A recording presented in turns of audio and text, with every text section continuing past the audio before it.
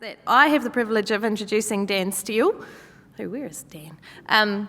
So there he goes. So I met Dan about 10 years ago. I'd spent a very long day doing some stories on the Wanganui River. I'd never seen him before. We arrived at his station, Blue Duck Station, in the Retaruki Valley, which I think is about as far as you can get from the sea in New Zealand or something like that, and quite late at night. And this sort of Barry Crump dude sort of came out on the bench. He'd been cooking us some wild pork all day, and the first thing he said to me and the entirely female Auckland film crew was, "I just shot a cat on the ridge as the sun went down and I blew its head off." And I thought, he's going to be a friend for life.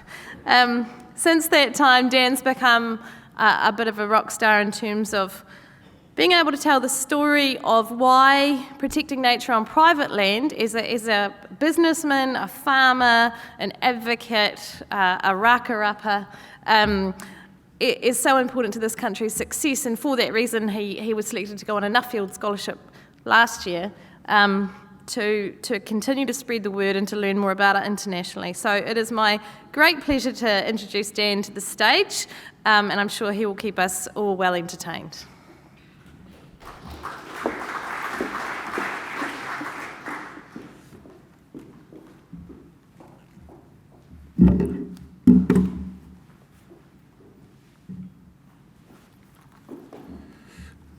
Piers, my man.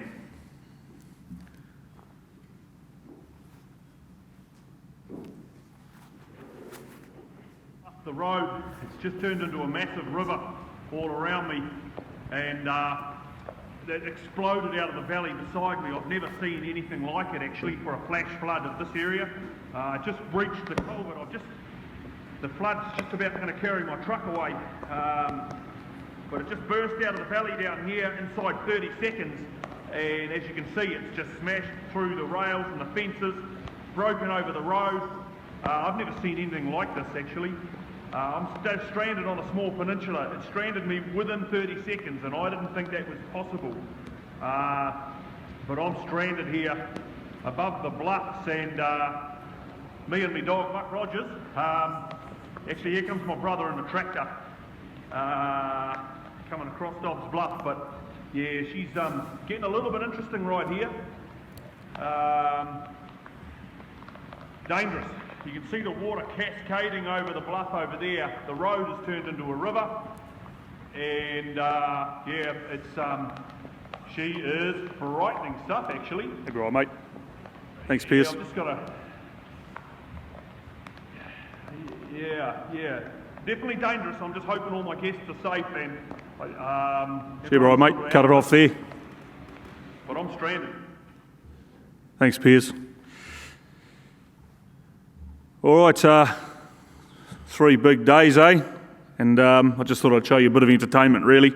That was 2 months ago out on the station, and although it damaged some fences and some tracks and bits and pieces, and caused us a couple of months of work, that's just life in the bush. That's not a big problem. But what it's really done, and that particular event there, we don't know, something like 100 mils of rain in 20 minutes, and it tore the streams to pieces out there. And the farm, I was thinking, got a few fences to fix, bugger.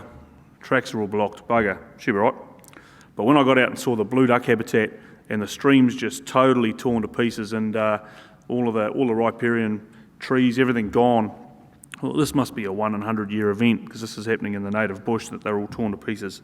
And my little corner of the world, maybe we've got 25, 30 blue ducks living in a couple of those bush streams, and I reckon they must have all just been jumping up in the bush as quick as they could and think, what the hell was that? As it came roaring past. And so really it's just a predator-free New Zealand. It's just one part of the equation when we're battling things like climate change as well. And as you've probably seen, that after that one flood, which was 2 months ago, we had 2 cyclones come through, which both delivered some pretty heavy rain events as well. And to me, I suppose someone told me before, part of my job is just to throw a few hand grenades around the room and see what happens. But I reckon, 30 odd blue ducks, probably 1% of New Zealand's blue duck population displaced by a 20-minute rain event. I considered it was pretty important, so I've rung a few people, and not one scientist or not one dock person has come out and stood on the side of the river with me. All I wanted them to do was basically come out, look at it, and just stand on the side with me and say, bugger. But that hasn't happened yet. Well, they've made a few phone calls. But that's just, we've got an under-resourced conservation effort of New Zealand. DOC is a big part of that under-resource. So what's happened now is I've got all these, we've noticed we've got a whole lot of blue ducks running around the forest because they can't feed in the stream, so we've just been doing a lot of hunting out there and things, and as we're coming home from hunting, you'll see the blue ducks, and they're up in the forest now, they're not in the stream anymore. And that coincides with, unfortunately, we've got cats everywhere at the moment, although we kill a lot of cats on the station, and we've got a cat bounty. I'll pay any of the staff or any of the guests who come and stay in one of the lodges out here, I'll pay them $50 or a bottle of blue duck vodka for every cat carcass they produce. And I do that to be a bit controversial, and we teach a lot of our guests about why we're doing it. And I do get a bit of flack about it now and again, but that's how it is. And one of the boys he's got 7 cats in the last 2 weeks. That's my stock manager, and he's it's not that he really loves vodka, but he is right into. He's quite a good hunter. One of the cats he actually got, he was guiding a horse trek. He was guiding a few foreign girls around, and he saw a sort of a juvenile cat just duck into a rush bush and hide beside the horse trek. So he just made the girls walk a little bit over towards a bit of a view out on the ridge. As we've got quite a few views, and he said, "So if you just go over here for a few metres, girls, you'll be able to look over that stream and over at the mountain." And while they were doing that, he just pulled his stirrup quietly off the saddle, jumped off his horse, ran round behind them, and ran up behind the rush bush and leaned over and smacked it with the stirrup of his horse. And that was 1 bottle of vodka. I'm not suggesting that was just I'm not suggesting we're going to try and go and find the most interesting ways to kill cats or anything. I'm just having a bit of a yarn here. So I really, we've got cats everywhere at the moment on the station. That's the point, when you can get one with the stirrup of your horse, and one staff member's getting 7 in a fortnight. I owe him 7 bottles of vodka. That's a pretty serious issue, and that coincides with that flood you just saw. Blue ducks are now up in the forest, and I've got cats everywhere. Recipe for, it's a recipe for disaster for them.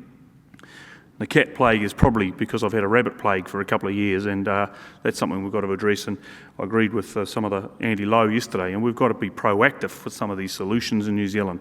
So we've got to manage these rabbit populations that are causing cat plagues around the place, and we've got to do it pretty quickly.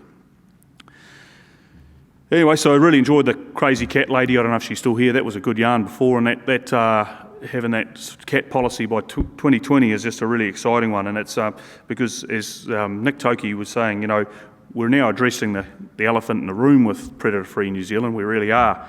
But if that was the elephant in the room, well, that's what's going to be left is the tiger in a room, and it's going to be a heap of wild cats. And so that's a big part of it. So it was good to hear her.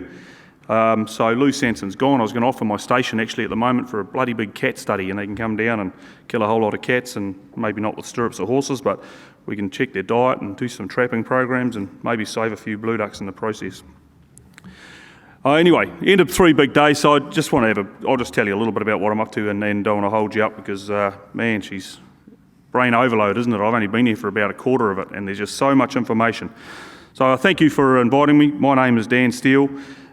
Nick Toki dragged me into this, so thanks, Nick. But it's great to be a part of the story, As everyone seems to say, I'm definitely not a scientist, but that's my place up there, Blue Duck Station, with me, with my wife Sandy and my kids Blue and Snow. We're trying to make a difference out in our little corner of the world. So tēnā koutou, te whānau. That is my mountain, Ruapehu, and I'm from the Wanganui River. I call you the te whānau because I think you guys are the whānau of the forest, and so I'm just not here to preach to the converted about why we need to do things or what we're doing. This is about just about action going forward. And I've just been sitting in and listening to some fantastic presentations, and there's so many exciting things going on. And to me, it's just, I've just been wondering what my message is. How can I add value? And I guess what I can do is I'm from the bridge to nowhere country, and so I was thinking, well, to me, I've got a foot in a few camps, I suppose. I've got a sheep and beef station, but I've got a big tourism operation as well. Sheep and beef, farming in general, agriculture and tourism are New Zealand's two biggest industries, and so I feel that I represent both of them a little bit. But I'm also a conservationist, and I've always felt very, very part of the New Zealand forest. So I come at it as a passionate New Zealander, and I come at it as a voice from all the industries and trying to bridge some of the gaps. I'm a bridge, between some of those industries, and I'm there poking Doc, trying to get them to do some things, come out and help me in the bush. I'm there poking farmers on the other side and trying to get them to come along and add value to New Zealand as well. Because farmers themselves, and may not have realised this, are an endangered species in New Zealand. Farmers are getting older and older. You'll see, you're going to speak to William Ralston next, and there's some farmers in New Zealand that are even older than him. Look, we are an endangered species. They are getting older, but so I'm going to start a new campaign. We do own most of New Zealand. Farmers own 58% of it, so I think maybe we'll start the Hug the Farmer campaign, and me and William will be here at the end of the conference, and you come and see us, and instead of you're all tree huggers, you can come and hug a farmer, because we did provide you lunch for you. We've provided a lot of meals for you in the past, and we are getting a lot of flack at the moment. And some of it's justified, don't worry, I'm always there hitting farmers and carrying them. But there's a bit more to it. The urban-rural divide is not really doing us a whole lot of favours. We've got to find some combined strategies going forward. Now, we know, most farmers in New Zealand know that we're in the start of a food revolution. There's no shortage of food on the planet, so we don't want to produce more of something that we don't need. Now your lab will be able to be produced your meat can be produced in a lab where there's some amazing foods out there. There's Impossible burgers, just the veggie burgers, and the things that are getting hundreds of times more efficient every year. So New Zealand farmers down the bottom of the world are going to have to change, and we know that. Many farmers are good conservationists and always have been. So we know the farming model's broken. We know that production of cheap commodities is not the way for New Zealand going forward, but we're stuck in a system a little bit. If I go to the banker and say, hey, I'm going to halve my lamb numbers next year and that's what I'm going to do, what do you think he's going to tell me? Get off, mate, and give the next fella a go. So we want our land to be truly sustainable, and we realise that farming is full sustainable agriculture is a huge opportunity for New Zealand. But you guys have got to bring us along with you, and we've got to be able to add value, and we've got to focus on the benefits for what predator-free and these other things are going to do to New Zealand. Clean water, because there are huge benefits. We want our kids on the land.